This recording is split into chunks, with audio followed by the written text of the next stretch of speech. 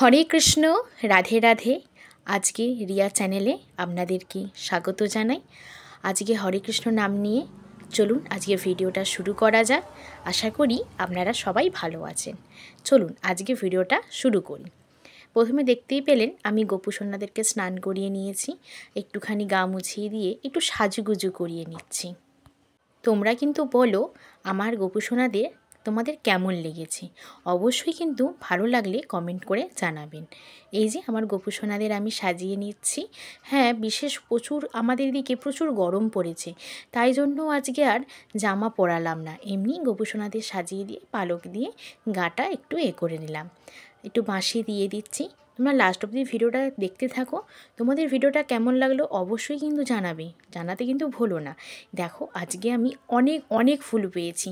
হ্যাঁ, আজকে আমি মনের মতন করে রাধা মাধবদের সাজাবো। তোমরা কিন্তু বলো কেমন লেগেছে। দেখো আমি কিন্তু আমার রাধা মাধবকে ফুল দিয়ে দিলাম।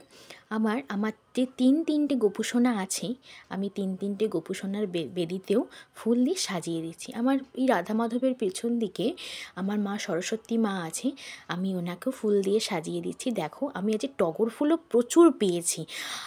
মানে আমি আজকে রাধা মাধব, মা সরস্বতী মা, আমার গোপুসোনাদের এত সুন্দর লাগছে ফুল দিয়ে সাজাতে, আমার চোখ জুড়িয়ে যাচ্ছে।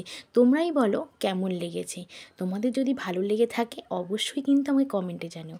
এবার আমি গোপুসোনাদের দুপুরের থালাটা সাজিয়ে দিচ্ছি। আজকে কিছুই দিচ্ছি না, সামান্য 4টে মিষ্টি দিয়ে আজ গোপুসোনাদের আমি সেবা দেবো।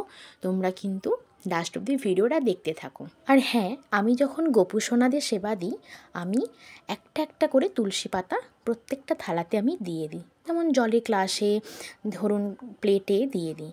এই যে আমি এখানে ধূপ দিয়ে একটু আরতি করে নিচ্ছি। আমার গোপুসোনাদের আজকে কিন্তু আমি চোখ ফেরাতে পারছি না, এত সুন্দর লাগছে। আমার পুজো দেওয়া এখানেই কমপ্লিট হয়ে গেল। আশা করছি ভিডিওটা আপনাদের ভালো লেগেছে। আপনারা ভালো থাকবেন, সুস্থ থাকবেন। হরে কৃষ্ণ।